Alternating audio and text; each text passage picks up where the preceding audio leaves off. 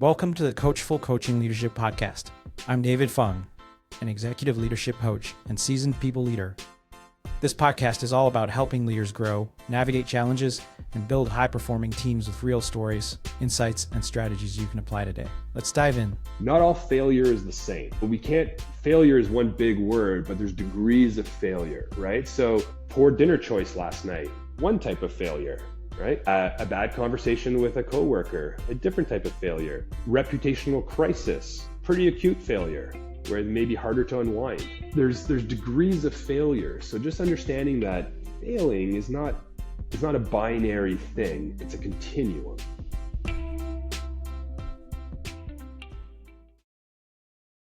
I'd like to start with having a conversation with my guest, just like right now, and instead of doing the standard introduction, David. But hey, everyone, welcome back. This is David from the Coachful Coaching Leadership Podcast. I'm here with another David. So David French. If you're not on video, we look exactly alike. If you are on video, clearly we don't look exactly alike. Right, David? You're much prettier. My radio face is best maybe left on a just pure podcast, not a video play. Yeah, I do another podcast with my partner in crime, another David, and he told me off camera, like, yeah, you have a face for radio, Dave. Actually, I beg to differ. So shots fired. Yeah, but we're talking about AI and podcasts and the beauty of a lot of this AI software is how it's cut down in the amount of time to produce a podcast. Like everything from taking out ums and ahs to taking out, it's smart enough to know where there's unusual pauses in, I'm just going to pause on purpose. And that pause right there, it would take it out. So it's just smart enough to know that. And if I go a lot, it recognizes that and it could take that out too. So it makes both of us look like superstars here. I could use all the help I can get. Me too, by the way. Hey, would you like to introduce yourself to all the listeners? Sure. I always struggle with this question because it's not context-based, right? So I may kind of go a bit all over the place, but yeah. I'm born and raised in Ottawa. I'm almost 44 to calibrate kind of where I'm coming from an age perspective. On this personal... is not a dating podcast. It's not a dating. Yeah. Fair enough. Yeah. But contextualizing maybe some of my outlooks and some of my lived experience.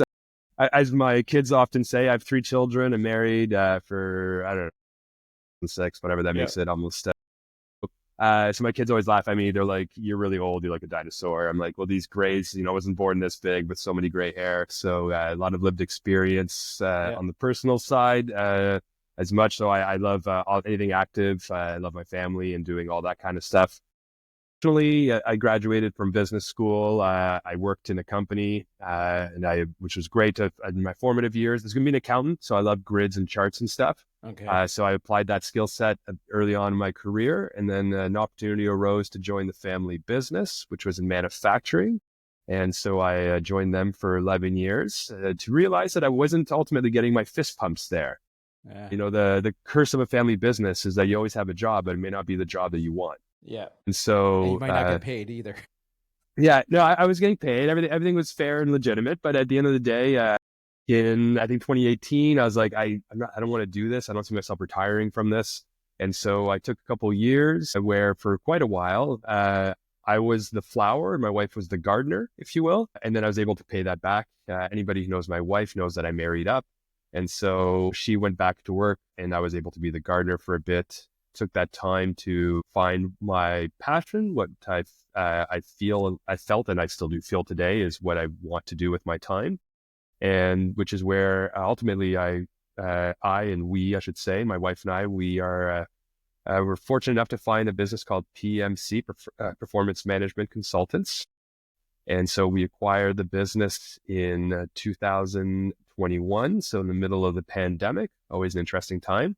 And since then, we've been operating PMC, which is in the skills training business, helping public, nonprofit, and for-profit as one of the divisions. And the other one does something similar, but is focused on building capacity with in the Indigenous space. So that's what I do. That's a bit who I am. And then, maybe as we go through our conversation, you'll get some more insights.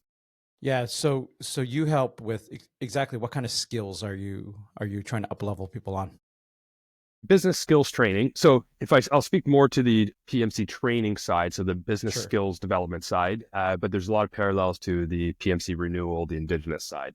Yeah. So business skills training, that's a really big area. We focus on soft skills, which to me is a bit of a misnomer. These are the critical skills, examples being leadership, communications, business writing, supervisory skills, interpersonal communication skills. So we provide workshops ready-made all the way to fully customized to these various institutions so that they in turn can find their teams being at their best. So it's a pretty broad range, but again, it's less on the technical side. So you won't find like forklift training or Okay. that kind of Yeah. thing. So let's get into it right now. Like, what are the soft skills people are missing that they need training on? It really depends. There's no warm up here. Yeah. There's no 5 minute warm up sets or anything. We just go heavy. Well, everybody, you have to meet the people where they're at. So everybody's in a different place. But if I just try to like zoom out, right, from the forest and just try to see, from the tree and try to see the whole forest, there are 3 critical skills that are needed by all individuals in today's society. So technical skills can only get you so far. These other soft skills or critical skills are really what help propel one professionally and personally as well. These are not something that you just kind of take in at year 9 to 5. They're also applied in year 5 to 9. So I would say there's 3 that are the most critical ones. Communication, being able to communicate what your thoughts are, where your mind space is, an idea that you have. If you can't communicate it, other people can't get behind it, can't support it. It is hard to move forward, have an impact, to impact yourself, greater communities, whoever it is. So communication. Second one, emotional intelligence. So EQ, emotional quotient, is something that's important. Understanding how to read people, understanding where they're coming from, being empathetic, all those things around the EQ side and the emotional intelligence side. And finally, which is huge in today's world, and I think is, for whatever reason, we seem to be lacking sometimes amongst the other 2, is resilience, adaptability and resilience. Change is a constant, and we have to be able to overcome and find ourselves strong and stronger in these times of change. I think, leading off the top with AI, like disruptive, right? So that could make a huge impact, positive, but also negative to some industries. And so how do we adapt and overcome? Yeah, I guess like when you talk about the last thing, so communication, emotional intelligence and resilience. How do you teach someone resilience? How do you teach resilience? I think it all depends what, okay, I'll park the backgrounds because everybody has their own background as to why they may not be resilient, right? So I'm We're speaking talking very, generalities here, right? general here. I don't want to be too pigeonholed into something or misspeaking, depending on the lens people want to view this through. So resilience, I think it's also that life is not walking in an open field with the sun on your face and the wind at your back.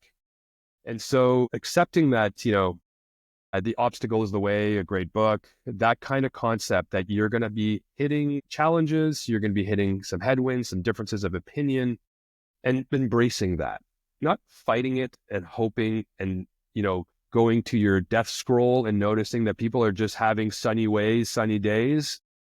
That's not really reality. So resilience is making sure that the baseline framing of the mind is ready to accept the fact that life has a lot of headwind. Life is not a straight line. It's not an open field. And so one of the things that for me, and it's hard to speak for others, but I can speak from my own lived experience. One of the things that really did help me solidify the concept of resilience was actually Winston Churchill.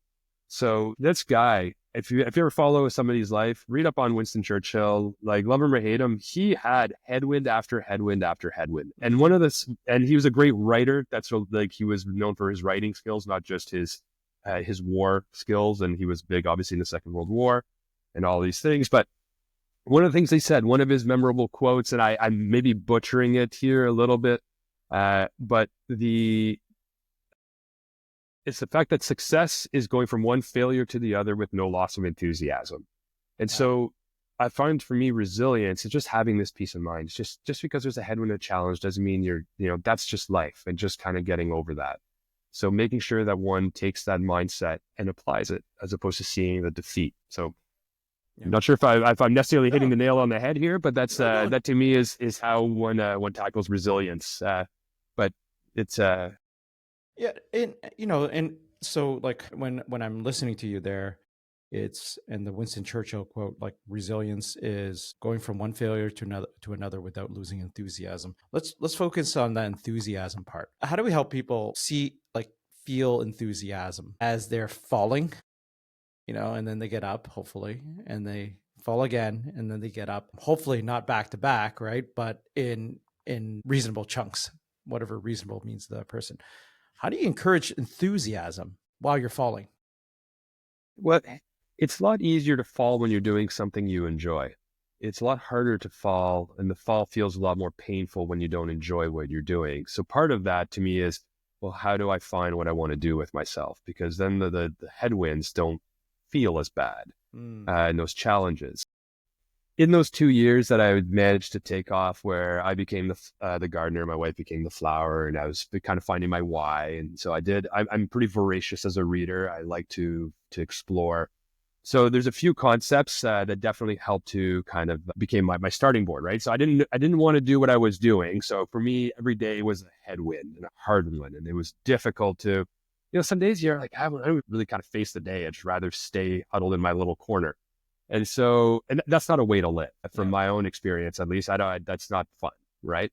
So I was like, well, then what would make me happy? So, and I'm like, I'm smart enough to know that I'm too stupid to figure it out all on my own. So I need experts. This is being explored. I'm not the first person to have this take place. So a couple concepts came up. So the ikigai concept, so this Japanese concept of like finding your why.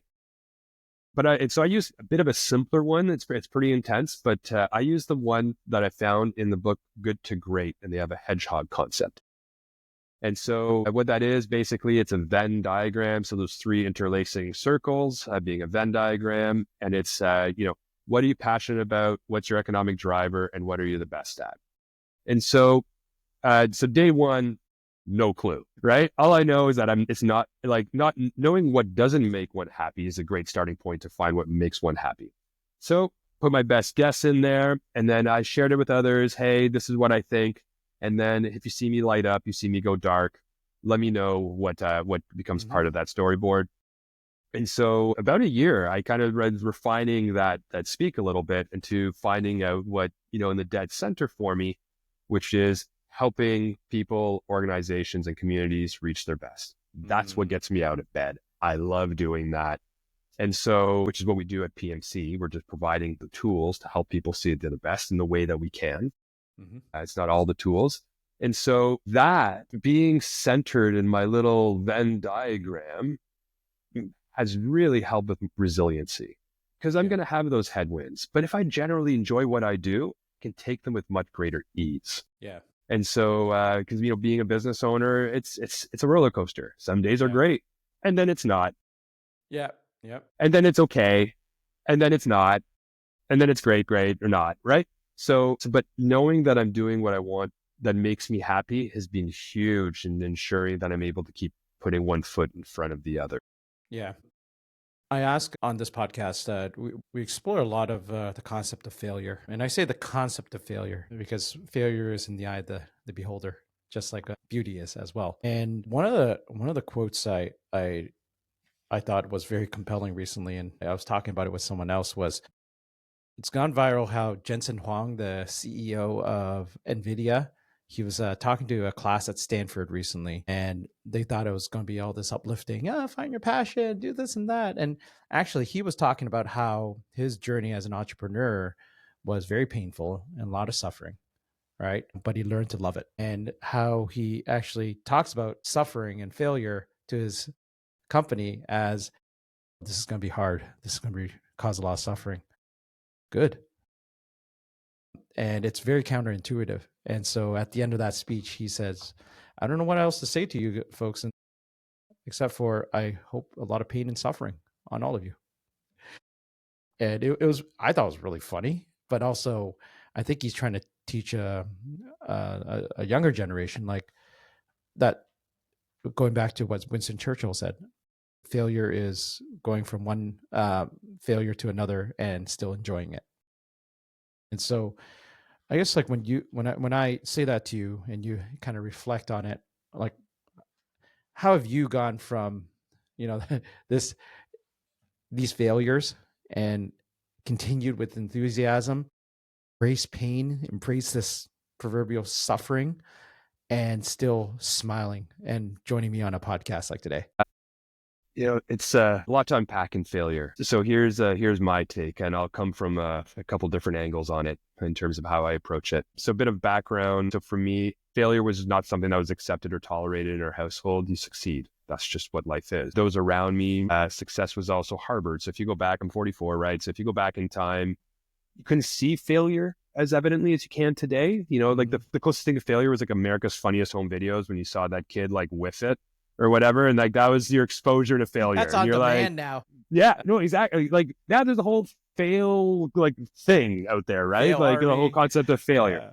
Yeah. So, because failure was something you kept private and you just really kind of like peacock the wins and the success. So it was not as maybe as accessible, I'll say, or at least in my upbringing as it was, or it is as it is today, or as I perceive it to be. So for that is that fear of failure. So loss aversion, which is a real thing, kind of takes hold, right? You rather not do some things than you can't fail, right? So if you don't define success, you'll never be successful, but it also means you will fail. So kind of take that, park that. Separate one here. So I work out 4 or 5 mornings a week. And so what does that mean? That taught me a lot about failure. So sore muscles, that's your muscle failing. That's your muscle growing. It hurts, doesn't feel good, but you kind of need that to be able to grow and to lift more, or do more push-ups or chin-ups or whatever the thing is that you're looking to do. One of the things that for me from a failure side is that I work out first thing in the morning. I love myself first, and then I can have energy to love others, to love the community, love my family and all of that.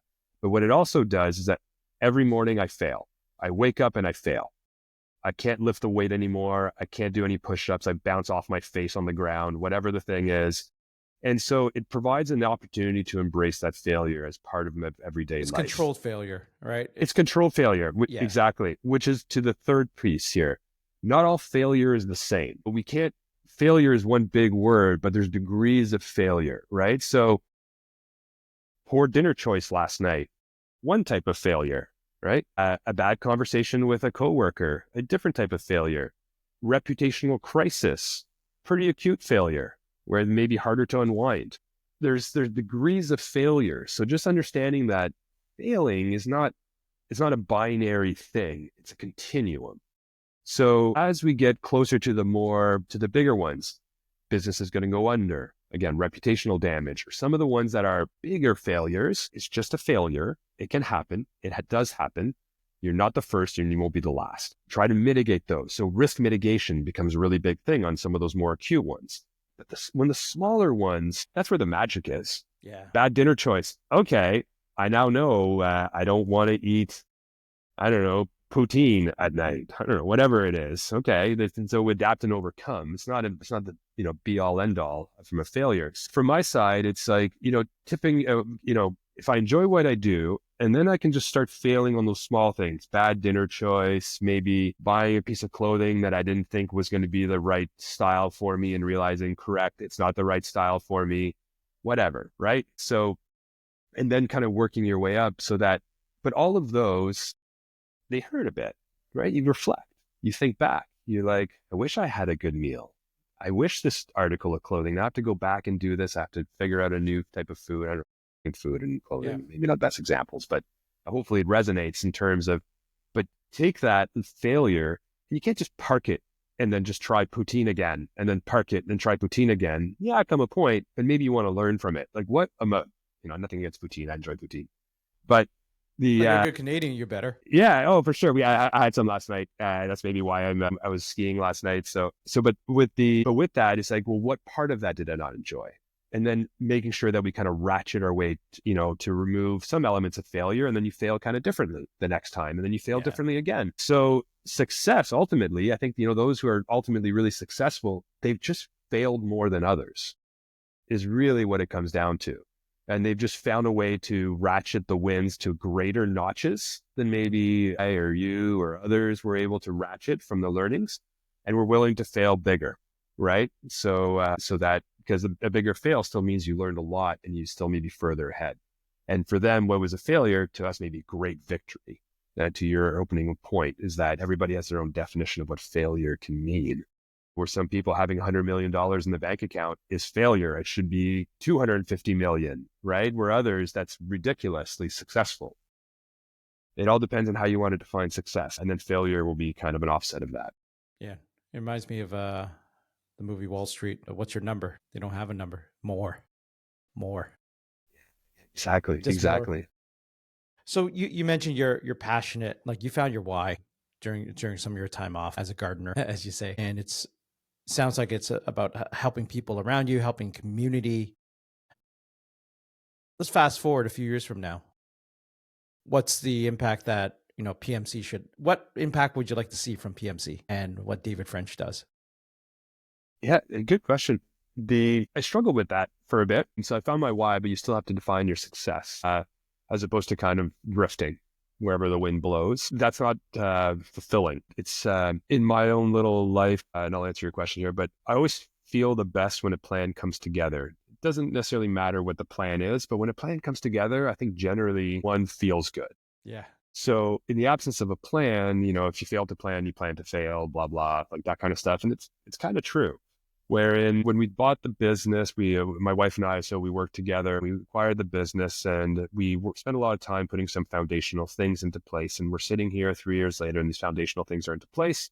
But we're like, okay, now where are we going with these things, right? Just to make sure we have like the right ship, if you will. It's in the steady, ready state. So went through the exercise over the fall to go through a vivid vision. If you've ever explored that. So it's kind of writing out as a business leader. And my role is to help define that dot in the distance and make sure that we're all aiming towards it. And so I went through the exercise of creating a vivid vision. And so what distilled out of that? So a big thing for PMC, whether it be the PMC training side, so help from the organizations, nonprofit, for-profit, public sector, or from the PMC renewal, it's, again, helping people be at their best. And big way for that is to be able to pay it forward and to make sure that you're part of a community and then you embrace that community. Helping people come together and them meeting them where they are, first of all, as a starting line, but then helping them be at their best by bringing them as an organizations or as individuals within organizations or just as individuals to the middle of their Venn diagram of what they're looking to do. So for example, last week I was up in Baker Lake, Nunavut. And so where's that? Look it up on a map. It is far. Yeah. So what were you doing up there? Yeah, well, just that. Basically trying to be helping people be at their best. So before my time at PMC, on the renewal side, we have these core programs that we show up for in community. We send instructors up to spend 3 months in community and help individuals in those communities build capacity, help them get to a meaningful starting line so they can do what they wish with their time. So making sure that they have bank accounts, making sure they have resumes, making sure that they are in a ready state to then be as fulfilled as they could be. So the first one that was done, kind of the pilot project, was done in Baker Lake in 2016. And so in 2016, one of the projects for the participants was to look at how they could help the community. So the decision at the time was to develop a thrift store and a food bank. Foods, as you can imagine, in the North, there's really kind of two major headline problems. You have food security and you have housing. Yeah. Food security is the one that at the time they wish to do. Fast forward to today, over those years, a lady who works here, Erin, she was the part of that pilot project. She went into community and since 2016 has been working with this organization. It's called the Blukta. So it's like walking together is what it means in Inuktitut. And so fast forward to 2024 is that a Blukta is now a vital part of the community to provide food for those who don't have access to food for whichever reason. And so for us, we went up there with great partners. So the Mines, Agnico Eagle was fantastic, absolutely fantastic community partner. So we have an organization. Then we had Food Banks Canada, another organization. There's a Breakfast Club of Canada. And we all, and this is really with the help of Aaron, coming together. How do we help a Blukta? How do we help Baker Lake come together and really be at its best? How do we make all these intermingled parties with their own vested interests come together, park those silos, and really reach their full potential? So that is a microcosmic example of how we want to help people come together and be at their best, because, our our promise for us, if you will, as an organization, is that together we grow. We cannot do it alone. We need to be in community. Yeah. So that's a microcosmic example. The other one, which feeds all into what we're trying to do. So we're working this year with charitable organizations who are having a hard time. The postal strike was hard on them. Funding is low. So we're in a fortunate position. So we're helping them with training skills. We're promoting them, providing free training. We're doing free webinars. We're doing all these things to see them at their best so that their local communities where they're operating, are able to be as functional as they possibly can. We can all play a role, and this is a little role that PMC can play in that. So doing that kind of stuff, doing good is good. It is basically it. So for us, going back to the earlier part of the conversation, we all have economic reasons to get up in the morning. We all have to put food on the table. We all have to do that. But it's not what gets at least myself out of bed. It's fun to earn a penny, but it's more fun to me to make an impact. And then surprisingly, other things kind of follow when you do good. So trying to live this and trying to give back is what we're ultimately trying to do, and connecting these dots is what is really our march forward. And that's very commendable. Like, even while you were starting up and you're building this organization, you still had that in mind where, okay, how do we simultaneously use the platform that you have to give back to the communities that need a lot of the skills that you're training, other organizations on. So I think that's very commendable. Not many companies do that.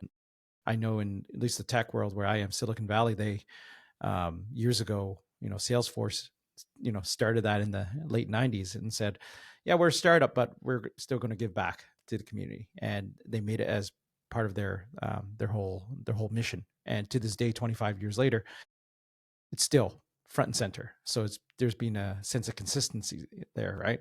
And a lot of companies try to follow that. Some better than others. But there is an opportunity for using your company for a platform for change. That's very commendable what you're doing. Thank you. But I think the real thing, whether it be Salesforce or others or PMC, it has to be authentic, and you really have to want it, because it goes back.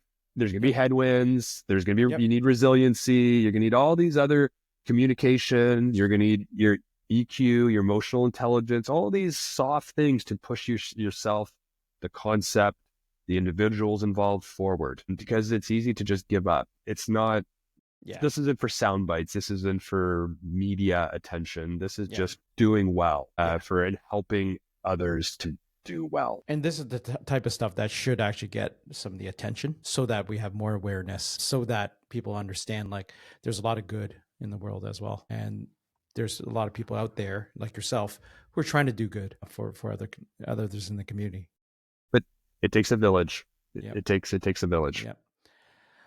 So if you had to give one piece of advice, and you only had 30 seconds to give that piece of advice to an earlier version of David French, you name the age, okay? What advice would you give that earlier version of David French? What advice would I give the earlier version of myself? You only have 30 seconds. And like, I was so dumb. I know. I could use a lot of advice. What's one piece of advice? And I still feel so silly. Back 30 seconds. So a big thing for one, do what drives you forward. Be passionate about what you do, and don't give up on that. Part one. Part two, then when you're doing that, write yourself out of a job constantly, because that means you're growing. That means you're trying new things, and that means you're trying to have a better and bigger impact. If you write yourself out of a job, you'll always have a job. And so that's trying to make things sustainable, not rely on you, make people empowered around you to do things. So to be that human advil would be, so do something passionate, and then be a human advil when you're doing it, so that people then have the ability to fish. Don't give them the fish. Yeah. And poof, you're back in the present. How do you think David French would have taken that? Would he have followed you? I think it sounds easy. I think it sounds altruistic. So it's easy to be jaded about it, but having gone through a bit of the valley of that soul search, to me, it's important. And as I'm living here, I'm in the best mental health I've ever been. I'm in the best physical shape I've probably ever been. And I'm in the best position to give to others than I've ever been. And I credit that to that type of mindset. So for me, this has worked. So going back, please try. All right, David. Well, it's been a good half hour with you. Anything else you'd like to say to the folks listening? One, thank you, David. I appreciate everything that you do and try to share, impart knowledge and extract it, tease it out of us, which is always appreciated. And for anybody listening, start failing small. If you're not used to failing, embrace it, embrace the headwinds. Life's a beautiful short thing. Make the most of it and reach out, communicate, emotional intelligence, and resiliency. I think those are the three biggies that we all need. And I encourage you to go find it and seek help if you can't find it. All right, David. Well, thank you very much for making the time today. And thank you everyone else for listening to the Coachful Coaching Leadership Podcast. We'll see you next time. That's a wrap on this episode of the Coachful Coaching Leadership Podcast. I'm David Fung, and my mission is to help leaders grow, lead with impact, and build thriving teams. If you found this valuable, subscribe, leave a review, and share it with a fellow leader. Until next time, keep leading with purpose.